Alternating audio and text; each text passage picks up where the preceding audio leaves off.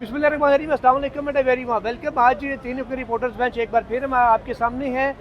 आज अगर बात करें मखसूस सिस्टम के केस की समाअत की, तो technically chief justice of Pakistan ने बल्ले के निशान से मुतालिक जो रिव्यू पटिशन है उसको खारिज कर दिया है, क्योंकि कल उनकी पूरी कोशिश रही थी 13 से 14 मरतबा उन्होंने ये अटैम्प्ट की, नाकाम कोशिश की कि बात बल्ले के निशान तक ना आए, लेकिन आज वो अपनी कोशिशों में नाकाम रहे और बात बल्ले के निशान तक आ गई। बल्कि जस्टिस मुनीब अख्तर ने यहाँ तक कह दिया कि सारी जो गलतियाँ हैं वो यहीं से शुरू हुई कि एक सियासी जमात को बल्ले के इंतखाबी निशान से महरूम किया गया और सुप्रीम कोर्ट ने रबड़ स्टैंप बन के इलेक्शन कमीशन की हर गैर कानूनी हरकत के ऊपर स्टैंप लगाते रहे, जिसके बाद चीफ जस्टिस ऑफ पाकिस्तान को वजाहतें देना पड़ी और ऐसी वजाहतें दी कि उनके साथ बल्ले का निशान छीनने वाले फैसले पे साइन करने वाले जस्टिस मोहम्मद अली मजहर को 2 मरतबा उन्हें टोकना पड़ा और कहना पड़ा कि सर अभी नजरसानी दरखास्त पेंडिंग है, अभी नजरसानी दरखास्त पेंडिंग है, सारी बातें इधर ही करनी है, क्या वहाँ के लिए भी कुछ छोड़ दें, ये तक उनको सुनना पड़ा।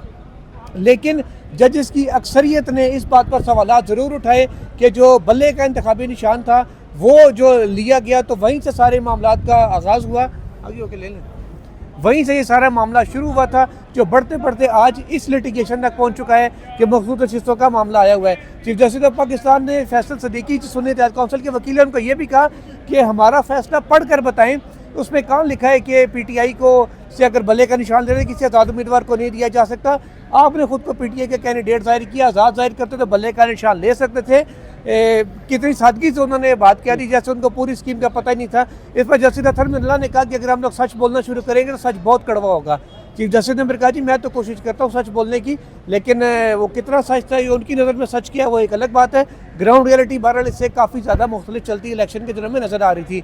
सुहेल रशीद साहब की तरफ आते हैं। सुहेल साहब, कैसे देख रहे हैं इस समाअत को जो आज हुई है और जो इवेंट सारा हुआ कि जजेस को ये आपस में कहना पड़ गया फैसल सदीकी को कि यार आप दलाइल अपने आगे बढ़ाएं, इससे पहले कि बेंच आपस में एक दूसरे को जो है ना वो तलखियाँ बढ़ती जाएँ और एक दूसरे की तरफ तनकीद शुरू हो जो हो गई है। बेंच में तनकीद का लफ्ज़ इस्तेमाल किया गया मोहम्मद अली मजहर साहब की जानिब से। जी, ये एक गैर रवायती चीज़ थी कि जी उन्होंने कहा जी कि ये तो एक दूसरे को क्रिटिसाइज़ करते रह जाएंगे, मतलब क्रिटिसिज्म अब ओपन हो गया है और आज चूँकि उधर से इस्तेमाल हो गया, हम तो बचते थे ये लफ्ज़ इस्तेमाल करने में कि बेंच एक दूसरे पर तनकीद कर रहा है। बिल्कुल, अब चूँकि बेंच की जानिब से आ गया तो हम रिपोर्ट कर सकते हैं कि बेंच में बैठे जजेस का आपस में इख्तलाफ इस सारे मामले पर इतना खुल चुका है कि वो आप एक दूसरे के फैसलों को क्रिटिसाइज़ कर रहे हैं और कार इसलिए रहे हैं कि उसका रिव्यू पेंडिंग है, लेकिन ये सारा तनाज़ा जो है पैदा हुआ उस भले वाले मामले से ही, और वो पहले सुप्रीम कोर्ट आया था, उसमें अगर कोई टेक्निकल गलतियाँ थी भी तो जो चीफ जस्टिस साहब फरमा रहे हैं कि जी हमने तो कहा था इलेक्शन करा लो, अब भी टाइम है, अब भी टाइम है, तब टाइम नहीं था। इलेक्शन कमीशन ने जो फैसला दिया हुआ था उसके मुताबिक इलेक्शन कमीशन ने कहा था कि अब हम आपको दोबारा इलेक्शन का टाइम नहीं देंगे, हाँ जी। हम आपका यही इलेक्शन है इसको खत्म करके सुप्रीम कोर्ट ने भी से महरूम कर रहे हैं। सुप्रीम कोर्ट ने भी ऑप्शन नहीं दिया था, ज़ुबानी ऑप्शन नहीं दिया था, नहीं था कि आपको एक दिन में करा लें, परसों करा लें। दूसरी बात तो आप दे देते, आप कहते जी अभी तो जनरल इलेक्शन का सीजन चल रहा है, आप इलेक्शन के 1 महीने बाद आप अपने इंट्रा पार्टी जमा करवा देना। आपको इलेक्शन से पहले ही सिंबल छीनना था सर, आपने इसलिए तब ये टाइम ही नहीं दिया। रास्ते मौजूद थे, हम मानते हैं रास्ते मौजूद थे, आपने भी उन रास्तों पे काम नहीं किया था और आपको पता था उस फैसले के असरात क्या होंगे और आपके इल्म में था बखूबी। मैं ये समझता हूँ ऐसा हो नहीं सकता कि पाकिस्तान में जो एक ओपन बहस चल रही थी इस फैसले से 1 साल पहले कि इस बार आम इंतखाबात में ना तो इमरान खान होगा ना बैलेट पेपर पे बल्ला होगा और उसकी मोहर लगती है आदमी आपकी कोर्ट से आकर, तो लिहाजा और फैसल वावड़ा साहब तो ये बात कर रहे थे, उनको परसों आपने बुलाया हुआ, उनसे पूछ लीजिएगा तो वो क्यों ये बातें कर रहे थे। हाँ, फैसल वावड़ा बड़ा रेलिवेंट है, 5 तारीख को है ना, कल उन्हें आपकी अदालत में पेश होना है। आप उन्हें पूछिएगा कि जी हमारा फैसला है जनवरी का, आप जून जुलाई में टीवी चैनल पे बैठ के कैसे किरण नाज साहिबा के शो में ये फरमा रहे थे कि जनाब इस बार बल्ला नहीं होगा इंतखाबी निशान, जब इलेक्शन भी नहीं हुआ था पीटीआई, जब अभी पीटीआई का इंट्रा पार्टी इलेक्शन हुआ भी नहीं था। तो ये चीज़ें उसे मशकूक बना रही हैं, हम नहीं बना रहे। हम समझते हैं कि आपने शायद अपनी दानिश में कानून के मुताबिक ही फैसला किया होगा, लेकिन उसमें रास्ते मौजूद थे, वे आउट मौजूद था। वही क्वेश्चन हुआ है आज बेंच की जानिब से। बेंच कह रहा है कि सारे खराफात वहाँ से शुरू हुए कि जब सुप्रीम कोर्ट ने भी उसको 13 जनवरी को फैसला दिया और उसके बाद वो बल्ले का निशान उसके पास नहीं था, और बल्ले का निशान जब उसके पास नहीं था तो जब उन्होंने कहा ना चीफ जस्टिस ने कि हमने कहीं लिखा है कि जी आज़ाद उम्मीदवार को भी नहीं मिल सकता, तो जस्टिस मुनीब अख्तर ने पूछा कि क्या ये लिखना ज़रूरी भी था। ये वो तो अंडरस्टूड है इलेक्शन कमीशन के लिए कि एक पार्टी का इलेक्शन इंतखाबी निशान है जो हमने किसी और को नहीं देना। अच्छा राय साहब, आपसे सवाल है, चीफ जस्टिस साहब ने कहा कि जी हमने तो आज भी आपको मशवरा दे सकते हैं, आपने सुन्नी इत्तेहाद काउंसिल ज्वाइन नहीं करनी थी, पहले भी मशवरा दे रहे थे, आपने माने नहीं। अच्छा, अगर बिलफर्ज पीटीआई वाले सुन्नी इत्तेहाद काउंसिल में शामिल ना होते, फिर मखसूस नशिस्तों का केस यहाँ पे आता, फिर उन्होंने कहा था आपने तो पार्टी ज्वाइन ही नहीं की, आप तो पार्टी की हकदार ही नहीं है, मखसूस नशिस्तें आपको मिल ही नहीं सकती।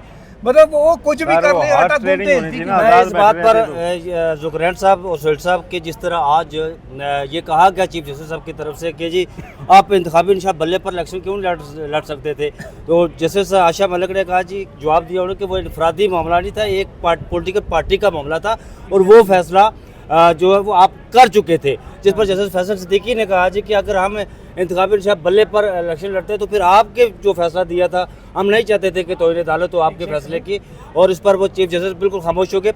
और दूसरी एक और बात, जिस तरह जस्टिस असद नजर रिजवी ने आज सवाल उठाया कि असद नजर रिजवी ने कि यहाँ पर बात हुई कि जी इंतखाबी निशान फॉर एग्जाम्पल बल्ला नहीं मिला उन्हें, बल्लेबाज की बात हुई, तो बल्लेबाज फिर कहाँ गया था? देखिए फैसल सिद्दीकी साहब को इसका जवाब देना चाहिए, तो बात उन्होंने आगे पीछे सारी चीज को ना समा फिर किया जस्टिस अतर मिला ने। उन्होंने कहा जी कि किसको नहीं पता कि लेवल प्लेइंग फील्ड नहीं मिल रही थी, वही बात है, मुसलसल कंप्लेन कर रही थी कि हमारे साथ जो है ना शफाफ बर्ताव नहीं हो रहा। तो उन्होंने कहा चीफ जस्टिस नहीं वो मामला हमारे सामने नहीं है। उन्होंने कहा मुझे कंप्लीट करने थे आप बात, हमें अपनी अप्रोच देखनी होगी, हम यहाँ पे फंडामेंटल राइट्स प्रोटेक्ट करने बैठे हैं और वोटर्स के राइट प्रोटेक्ट करने बैठे हैं। तो ये कौन सी बात है कि हम इसकी बात भी ना करें कि लेवल प्लेइंग फील्ड उनको नहीं मिल रही थी और वो शिकायत कर रहे थे। अच्छा लेकिन चलें वो शिकायत अभी आपके सामने नहीं, वो शिकायत आपके सामने कभी नहीं आई थी, वो वकला आपके सामने ओपन कोर्ट में आया करते थे, हमें पिटीशन लेके फिर आज पूरा दिन आज ये हद तक हो गया कि उनको पिटीशन विड्रॉ करनी पड़ी। फिर उन्हें कहा गया जी कि फिर उन्हें कहा गया जी कि वो इंतखाबी निशान पाकिस्तान तहरीक इंसाफ निशान को नहीं, पाकिस्तान तहरीक इंसाफ के क्यों भाई फॉर्म 33 लेकर सलमान अकरम राजा इलेक्शन कमीशन पाकिस्तान गए हुए हैं, वहाँ से पटिशन उनकी मुस्तरद हो गई, यहाँ आपकी सुप्रीम कोर्ट में पड़ी हुई है अभी तक, वो उस पर कोई फैसला नहीं दिया उन्होंने दिया। ये ऐसा लग रहा था जैसे चीफ जस्टिस साहब को किसी चीज़ का पता ही नहीं है कि वो उनसे सवालात कर रहे थे। फिर देखिए एक और बात जो वहाँ पर हुई आज मैंने देखा कि पूरी समात के दौरान जितनी 3-4 घंटों की समात हुई, चीफ जस्टिस काजी फाइज साहब बिल्कुल बैकफुट पर थे और वो अपने जो 13 जनवरी को वो फैसला दिया था उसकी वजाहतें पेश कर रहे थे, और साथ मोहम्मद अली मजहर साहब भी उसकी वजाहत पेश कर रहे थे। आज मुसरत दी जा रही है जी कि वो फैसला उतना बुरा नहीं था जितना उसको बना दिया गया। हमने जो फैसला दिया था पीटीए, उसके बाद भी जमात थी, वो एज जमात एग्जिस्ट करती, एज जमात इलेक्शन लड़ती। हाँ। अच्छा, उसके बाद काउंटर अटैक की भी कोशिश की गई मुनीब अख्तर साहब पे, आर्टिकल 63 वाले फैसले की बात करते तो उन्होंने कहा नहीं वो तो सियासी जमात पर वो तो पार्लिमानी पार्टी का, पार्लिमानी पार्टी तब वजूद में आती जब अरकान हलफ उठा लेते हैं। ये मामला तो उससे पहले क्या मखसूस नशिस्तें हलफ से पहले तय होती हैं, तो वो उस तरफ आ नहीं सके। और बाकी वो आयशा मलिक साहिबा ने भी कहा कि वो तो इररिलेवेंट चीज़ है सारी। वो जैसे जमाल मंदोखेल ने वो नुकता उठाया था, उन्होंने ये बात की थी, लेकिन जैसे जमाल मंदोखेल ने भी आज जो है वो उसके यार आज पूरा जो मैवर था ना, मैं समझता हूँ आज के केस का वो पूरा मैवर सिर्फ बल्ले वाला इंतखाबी निशान वाला फैसला था, उसी के गिर्द सारी चीज़ घूम रही थी। और आज देखे मैंने आज जो प्रोसीडिंग हुई है उसकी मेरी अंडरस्टैंडिंग ये है कि काजी साहब जो है ना अपनी मेजॉरिटी वो खो रहे हैं यार इस मामले पे। और वो बाकी काजी साहब के ऊपर सुप्रीम कोर्ट के फैसले के ऊपर हम क्रिटिसिज्म करते भी रहे हैं, करते रहेंगे, आज भी कर रहे हैं। लेकिन कुछ थोड़ा सा मैं आप पीटीआई के वकला की तरफ आना चाहता हूँ। ये नहीं आज वाले वकील फैसले देखिए वो बहुत शार्गू कर रहे हैं। जब ये इलेक्शन हुए और ये सारा सिनेरियो चल रहा था बिल्कुल ऐसे, तो पीटीआई उस वक्त वकला के हाथ में थी। मैं हैरान हूँ कि किस तरह के वकला थे वो, कि जिनको ये चीज़ें नहीं पता थी कि फैसले के नतीजे में उसको आपने जाके हवा बना दिया कि जी बस बल्ला छिन गया। अपनी स्ट्रेटजी तो ठीक से बना लेते हैं ना कि उसके बाद आपने क्या करना है। ठीक है, आपने एज पार्टी कहीं जाके क्लेम करना वो तो करना ही था ना यार। आप एक दफा कोशिश तो करते कि आज़ाद उम्मीदवार पीटीआई में शामिल हूँ। इलेक्शन तो नहीं हो रहा था ना कि इलेक्टोरल सिंबल चाहिए, पार्टी मौजूद रखती थी। आप पार्लियामेंट में जाके कहते जी हम एज पीटीआई बैठेंगे, दरखास्त देते, ये नहीं दी गई। तो ये मजीद खराबात किसने पैदा किए हैं? कहा यह जा रहा है कि जी उससे एक रात पहले अहमद रजा साहब ने इलेक्शन से पहले वो टिकट साइन करके दिए सुन्नी इत्तेहाद कौंसिल के, वो टोटल जितने भी थे जनाब चेयरमैन साहब को, बैरिस्टर साहब को, गौर साहब को, कि जी ये लेंगे टिकट, ये जारी करें घोड़े के निशान पे, अगले दिन बल्लेबाज पे जारी हो गए। तो जगह जगह ऑप्शन मौजूद था। अच्छा फिर जब इलेक्शन हो गया उसके बाद आपको पता था इतना प्रीमेच्योर इन्होंने कर दिया कि वो बाउंस हो गया मौके पे। हाँ, अगले दिन आपको पता था उसके बाद जी कि अब ये मसाइल पैदा हो सकते हैं। आप मजलिस वज़ीरुल मुस्लिमीन और इसके दरमियान फंसे रह गए।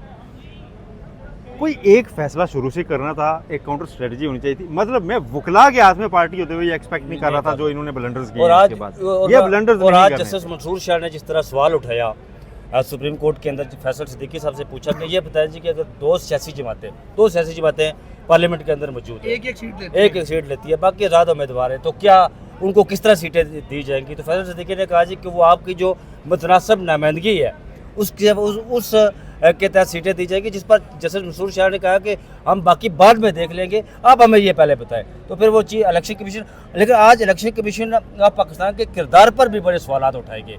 ये सवाल उठाया गया कि इलेक्शन कमीशन ऑफ पाकिस्तान किस तरह इन लोगों को डिक्लेयर कर सकता है जी कि आप आज़ाद लोग हैं।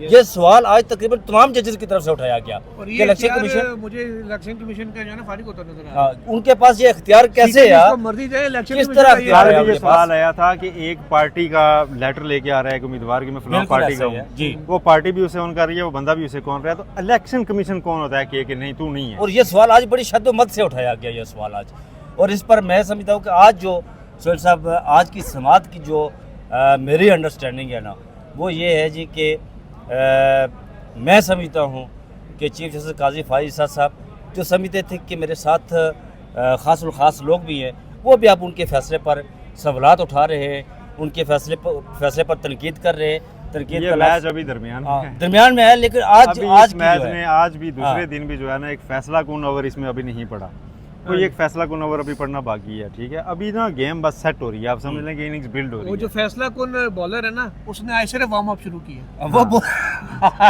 उन्होंने सिर्फ आज हल्की फुल्की गुफ्तगू स्टार्ट की, अभी उन्होंने ओवर कराना है। जब वो 24 को ओवर कराएंगे ना, क्योंकि 24 और 25 हाजरीन 2 दिन है, 25 को हेयरिंग हर सूरत बेंच ने कहा हमने कंक्लूड करनी है।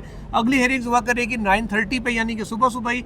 बाकी कोई केसेस अगर इंतहाई अहम कोई हुआ तो वो लग जाया करेगा, अदरवाइज ये 2 वो हसन अली वाला ओवर होगा जिसमें बंदा सर पे हाथ रख के देखा करता है, हमने तो मैच साढ़े गोल थी। और नाज़रीन जाते जाते आपको ये भी बता दें कि इलेक्शन ट्रिब्यूनल ऑफ पाकिस्तान ने, इलेक्शन कमीशन ऑफ पाकिस्तान ने जो इस्लामाबाद के 3 जो कैंडिडेट थे, जीते हुए थे या हारे हुए थे, फॉर्म 47 के मुताबिक उन्होंने दरख्वास्त दायर की थी जी कि जस्टिस तारिक जहांगीरी के सामने हम पेश नहीं होंगे, वो स्पीडी ट्रायल कर रहे हैं, उन्हें तब्दील किया जाए या कोई आगे पीछे किया जाए हमारा केस।